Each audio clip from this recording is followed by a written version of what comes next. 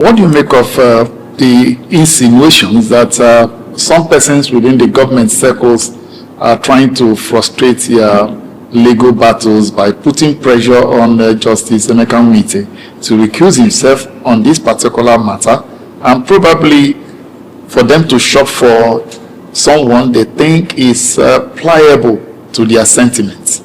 Can you throw more light on that? I mean, it's quite unfortunate because what some agents of government have turned the judiciary into today is a disgrace to Nigeria. It's an embarrassment, and the judicial institution today is being brought into serious disrepute. I will say historic disrepute, because never before in the history of Nigeria is the integrity of the judiciary brought into the kind of question that is being brought at the moment. People now believe, majority of Nigerians now believe, that the judiciary is an extension of the federal government, that you can no longer trust the judiciary. About 2 years ago or so, ICPC conducted a survey, Corruption Perception Index, by the ICPC, and the majority of Nigerians rated the judiciary as the most corrupt institution in Nigeria, ahead of even the anecdotal police force. So it's quite unfortunate what is going on. How can someone take a case to court and having realized that he's about to lose this case because this case has no basis? It is a frivolous case, and you saw that you are about to get a judgment that is not favorable to you. That was at that moment you now started writing letters to say judges should be swapped. You cannot file a case and still get to pick which judge will answer that case. But that is what Nafi Bala's agents and handlers in the federal government are trying to do. And Nigerians are watching. The whole world is watching. We said it, that they are trying to get Justice Nwite to recuse himself. He's still one of the few honorable judges. We know those judges that that are more or less clients of officials of government. We know judges that are in the pockets of the, and we feel sorry for the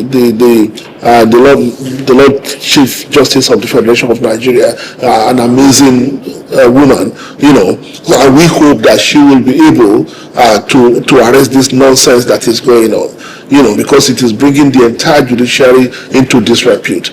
How can, I mean, if you find a case that you have been cheated, you will want to see the end of the case. You want to see justice done. So why is it that the plaintiff is the one now delaying the conclusion of the case?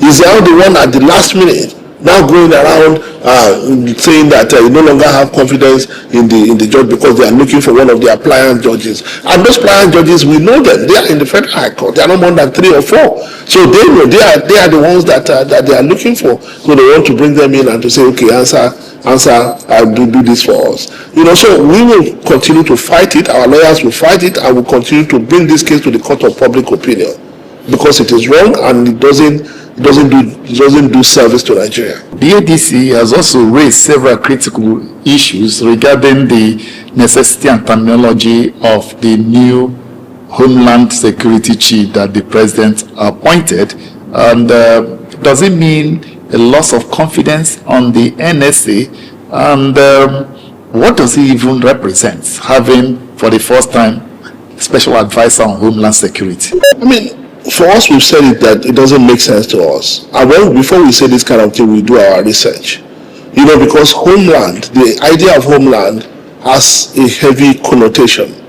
And its connotation is very clear in countries like Palestine, in Israel, in Germany, in the United States, for example. After 2011, that's when Americans began to use homeland to refer to their country. And some countries, is because they don't want to say fatherland or motherland. They feel that those are sexist terms, so they say homeland.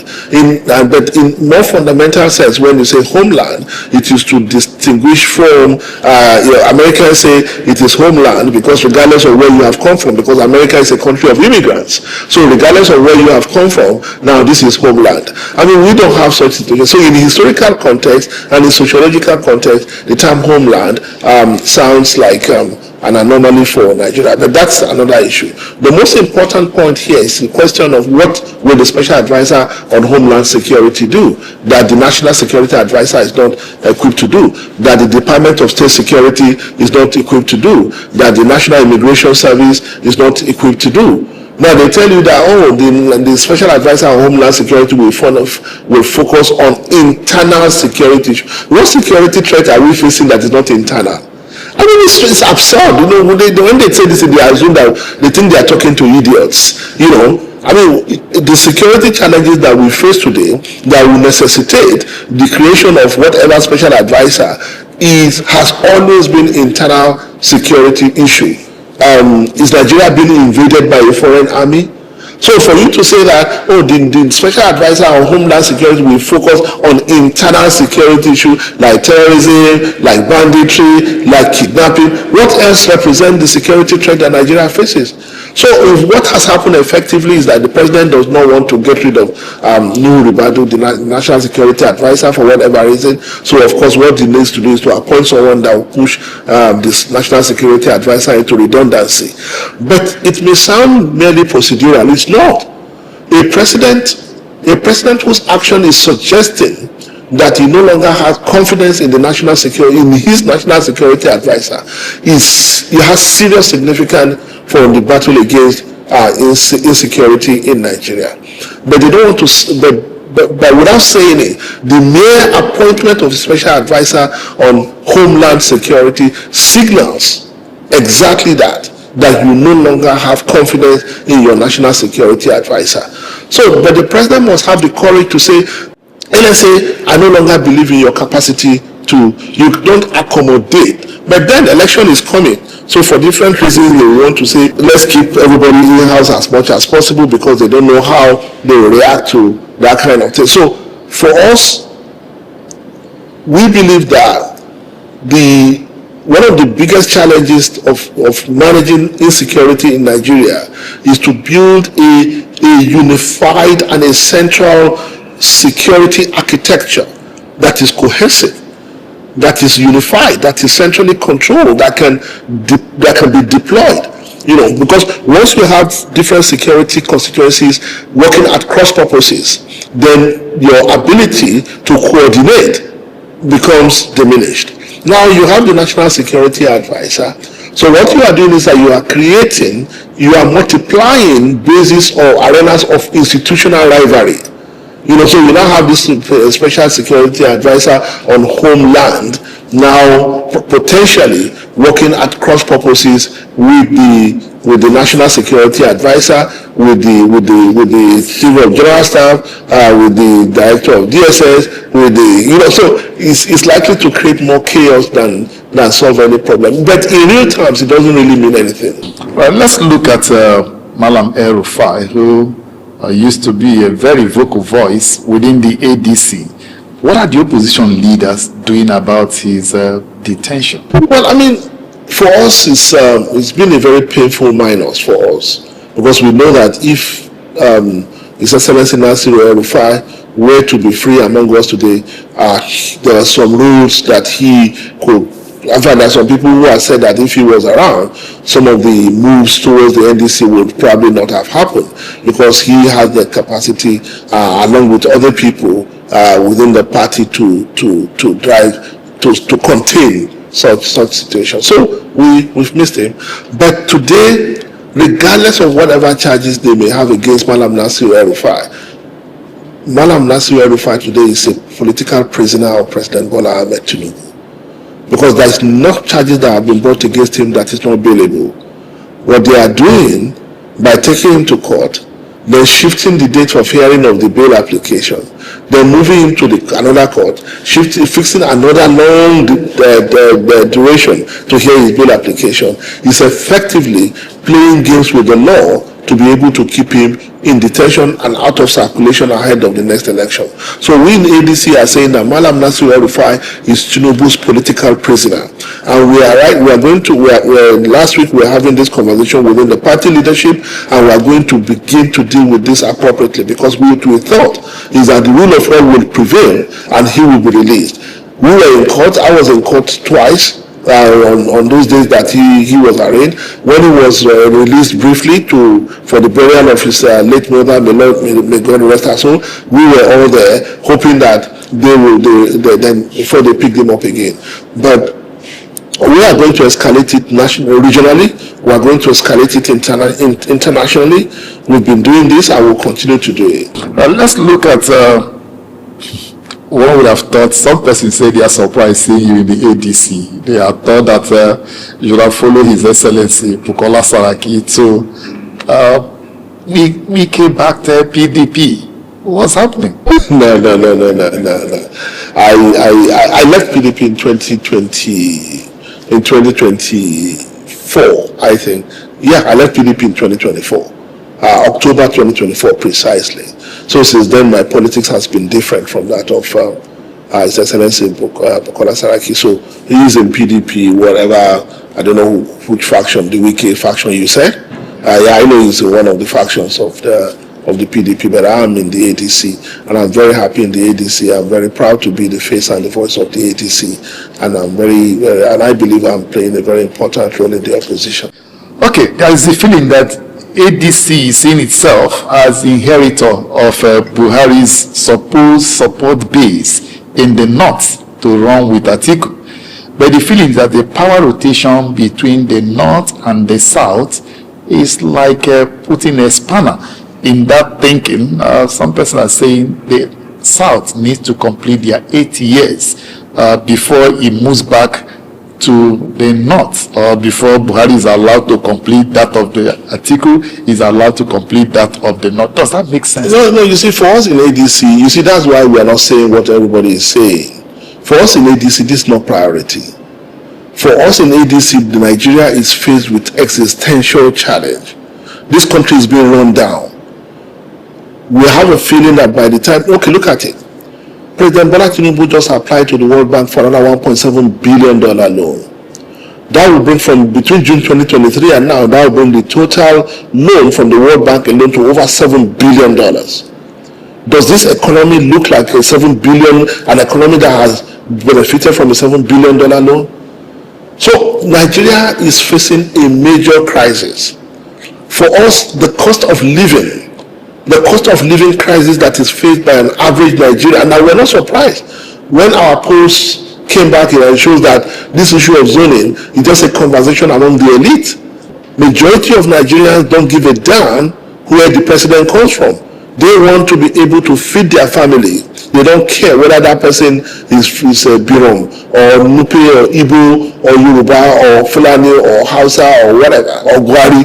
They want to be able, they want a president to be able to that can help them to live their lives, that can help them to feed their family, to send their children to school, to pay their hospital bills. Not a president that will make it a deliberate policy of state to tax poverty and make life almost unbearable or impossible for the average poor man, while people in government continue to live in a life of luxury. That's the concern of Nigerians. We are mindful of this balancing thing, and I don't want to go into the argument of how many Northerners have been president, or how many years the North has spent as president. I will not get involved in that conversation. For us in ADC, the most important thing, we have a plan. We have a plan to move Nigeria in a different direction. We have a plan to protect poor people, the poorest among us. How do we protect them? What kind of policies do we need to protect them? And at the end of the day, this will determine the direction that the African Democratic Congress will go in terms of not this anything. With due respect, because I believe those who are talking about zoning have arguments, but I'm saying that as ADC, that is not our priority. That's number one. Number two, as opposition political party, whatever decision you make has to be strategic, and that is how do you win the election? Because no matter how brilliant your ideas are, no matter what policy alternatives you have, if you don't win power, all those become merely academic. So as opposition political party, you have to be deliberate in the choice of where your presidential candidate comes from and how you select your leaders. At the end of the day, you want to win. So whatever will push you towards victory, whatever can help you to win, is what you will do. The moment you hold yourself captive to that, I read, I think Atiku Abubakar said something to that effect today. I mean, and I don't think I don't think he is saying it because he wants to be president or presidential candidate of ADC. I don't think that's what he says. What he's saying, which we believe in, is that the president of Nigeria, an opposition political party, has to be strategic in deciding who will be. You have to look at what your other parties are doing and what gives you advantage. So if you have 3 candidates, for example, coming from the south, is it strategic for you to also pick your candidate from the south? If you pick your candidate from the north, will Nigerians punish you for not picking your candidate from the south? Do you want to leave the north a battleground while you fight among 3 other candidates for votes in the south? Do you understand what I'm saying? So the decision on where your presidential candidate will come from has to be strategic rather than political correct. What we are facing today, Nigeria is more or less in a transition situation. Whoever takes power from President Bola Tinubu will have to reset the country. We have to recalibrate the country, because what we are experiencing today had never been experienced before in the history of Nigeria. The National Assembly is more or less dead. The judiciary has become what it has become. We're saying it earlier. There is no Nigerian today that has confidence that the National Assembly is in a position to play its constitutional role of providing checks to the excesses of the executive. Instead, under Godswill Akpabio, the Senate President of Nigeria today, the National Assembly has become an extension, a mere extension of the presidential villa. And Senator Akpabio actually sings on your mandate, we shall stand, better than President Bola Tinubu himself. That's what the situation we have found ourselves. We have found ourselves today when only very few Nigerians can tell you confidently that you have a good case. If you go to court, you will get justice. That is a terrible situation to have found ourselves. Not to talk of the existential challenge we face in insecurity, not to talk of how they messed up the economy. You go around the country, no ministry today is functioning. No ministry or agency of government today is functioning. Everything has been domiciled in the presidential villa. Is that the kind of, when you have a government without a functioning bureaucracy, what kind of government is that? And that's why we say whoever comes in 2027 will need to reset the country, because this is not our Nigeria.